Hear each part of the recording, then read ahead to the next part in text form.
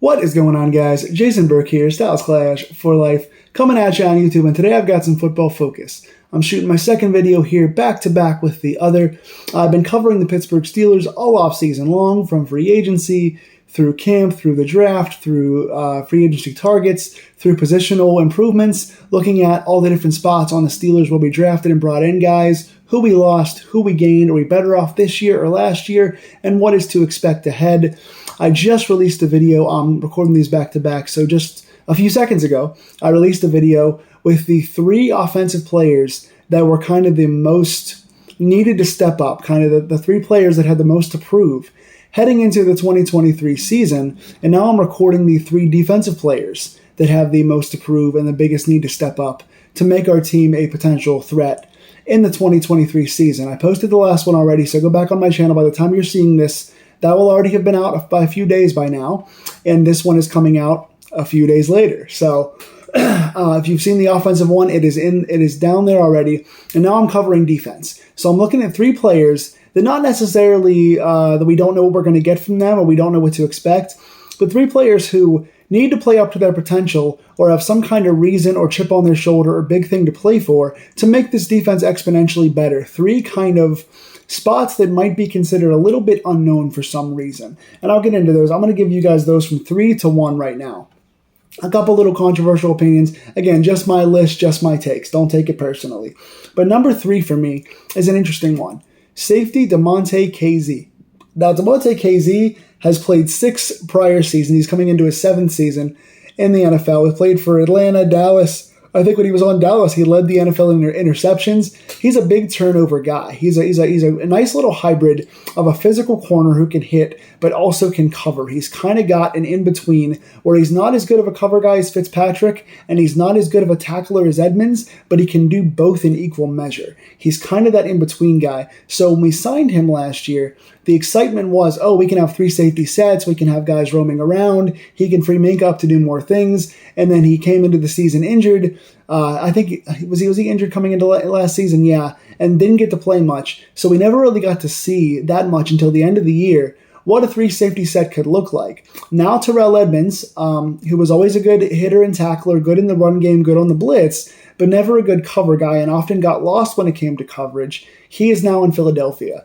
Damontae Kazee got re-signed to a 2-year, $6 million deal. Favorable deal, right, for us. So we get a veteran who has had many picks, led the league at one time in picks, and coming into his 7th season now on a 2-year deal. He is now the main other starter. He is the second safety next to Minka Fitzpatrick. This gives the defense a lot more longevity and kind of movement than the previous regime did, because he's not going to be a liability in coverage like Edmonds, and he's going to be able to get turnovers unlike Edmonds did. So Kazee is a pretty interesting spot because we have not really had a second cover guy in quite a long time. We've often had that like elite Troy or now Minka kind of guy, and the second safety's always kind of been, well, he's okay, well, he's a fill gap guy, he's a hitter, but he's not a complete safety. We've got now the 2 most diverse safeties, the best combination of safeties we've had in a long time, but it's only a 2-year deal. He is getting up there in age in his 7th season, so he's still got something to prove, especially with health, not being healthy last year. He's got a little history of injuries, and he's got something to prove with staying on the field. He's getting older, he's been hurt, and he's got to keep himself in that starting spot and show his full potential here in Pittsburgh like he has at times in the past. But also, because we also signed Keanu Neal, another kind of safety slash inside linebacker hybrid who's played both, but is mostly a safety and is going to be kind of in the same role that Kazee was in last year, that third safety who can give us some more unique looks. And if Kazee gets hurt or doesn't play well, he could lose that spot to veteran Keanu Neal, who also gets turnovers. So now they're kind of fighting for the same place this year. So Kazee, I think, has a lot to prove in that spot. Number 2, interesting one here, Alex Highsmith. I know the guy who's played very, very consistently and very well over the past 3 years. I know what kind of season he just had. Hear me out. So Highsmith is on the last year of his rookie deal. He's on the 4th season. He's going to get paid somewhere, right? Whether it's in Pittsburgh or somewhere else. Now, Pittsburgh obviously has the option for the 5th year. They always get the 5th year option, whether they want to take it or turn it down. I would think Pittsburgh would obviously want to take this, but a player with the kind of stats and the kind of consistent improvement that Highsmith has had over the past 3 years coming into season 4, I think he's going to want to get paid up front. He's not going to want to wait for a 5th season. He's not going to want a franchise tag. He's going to want to get paid, and he's going to have a market there for him. So Pittsburgh may want to pay him before we even get to the offseason, let alone waiting for these 5th-year option talks. Now, Highsmith has 22.5 sacks so far in 3 seasons, and he's exponentially improved every year. 2 sacks in his first season, didn't start a whole lot. Dupree was in there, but he came in and flashed and got 2 sacks and played pretty well toward the end of the year. Had 6 sacks in his second season, and then 14.5 last year. One of the more underrated 14.5 sack seasons I've ever seen. Now the question becomes, can Highsmith be the guy, right? Can he go somewhere else and be the number 1? Or is he a product of TJ Watt? Is he so good because TJ requires so much attention and so many double teams that it gets Highsmith a one-on-one? Well, we've seen this in the NFL a lot before, where one dominant guy gets somebody else paid because they're always one-on-one or they're always unaccounted for because the other guy commands so much from the offensive line and the blocking schemes. But we've seen Highsmith consistently improve. Now, Bud Dupree was kind of in the same spot. Bud Dupree played Highsmith last year. Highsmith was flashing in his rookie season, but Dupree was the starter. Dupree had a big dominant contract year and then went and got paid by Tennessee, played for I think 2 years there and did about nothing, almost came back here on a backup deal before signing elsewhere, I think in Atlanta now. So he almost came back to be our 3rd guy behind Highsmith because he didn't really produce in Tennessee, at least not the way they expected for the money they offered. So is he another Dupree? We've seen this before. Is he another Woodley, or is he going to be a guy that stands on his own? He looks to me to be a guy that can stand on his own.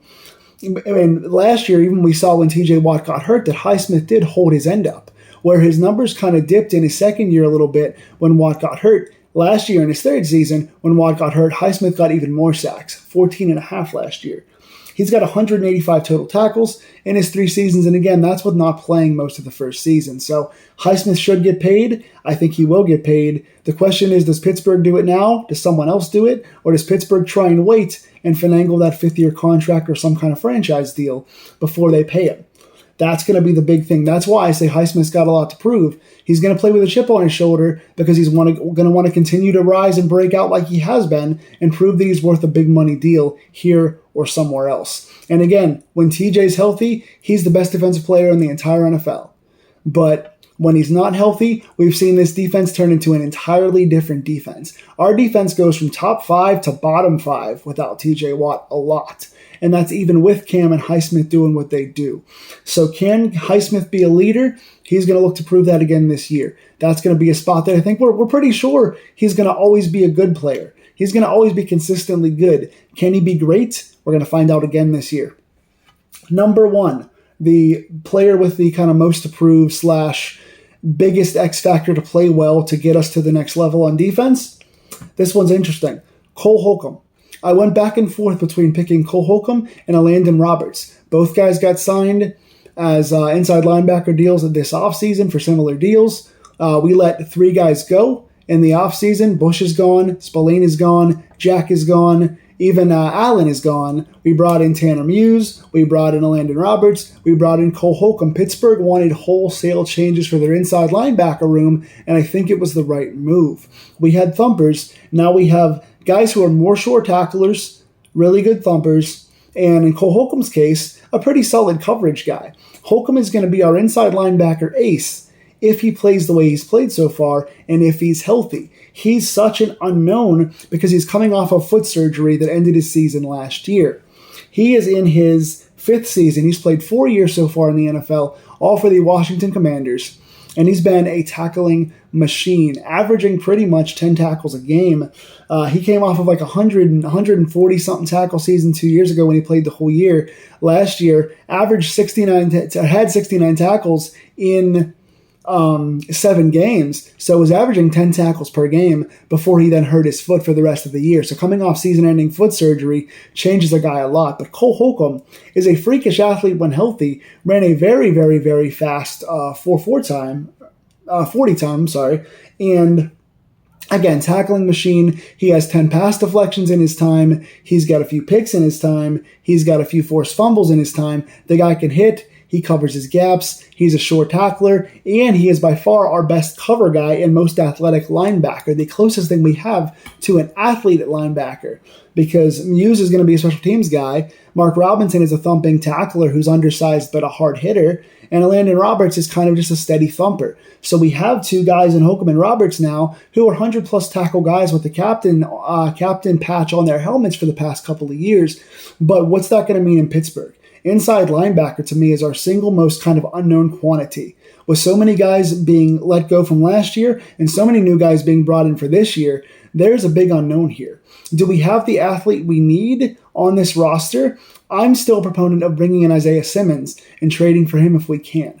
That is a big question for us. Bringing in the athletic linebacker to be the future. Is Mark Robinson going to be the guy? There's been a lot of talk about Robinson.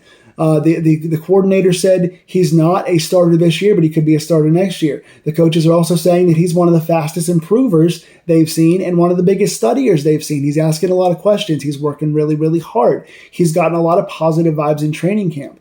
What does this mean? Tanner Muse, can he play on defense at all? He played a few snaps for Seattle, and that was it. So Tanner Muse being special teams, Mark Robinson kind of being an unknown, the Isaiah Simmons trade possibly in the ether, and Cole Holcomb can absolutely, in my opinion, be inside linebacker number one, but is he coming back healthy? The guy has 388 tackles so far in 4 seasons. 100 tackles a season. Pretty freaking solid, but coming off that foot injury, coming to a team like this that has so much turnover at this position from last year to this year and needs so much help, and is the biggest unknown on this defense. So can Cole Holcomb be who we hope he's going to be, or is he going to come back banged up, and is it going to make other guys step up? Those are the big questions I have on defense. Again, if you like my Steelers coverage, check out the other videos with draft and free agency. Check out my 3 biggest offensive X-Factor kind of guys. What do you think of this list? Did I miss anybody? Did I overstate anybody? Should somebody not have been on this list? Or should I have added somebody to this list? Please like, share, and subscribe. Comment on these videos, stay active with these things, and tell me what else you guys want to see as I do more positional coverage for the Steelers real soon. Talk to me in the comments, and I'll see you soon.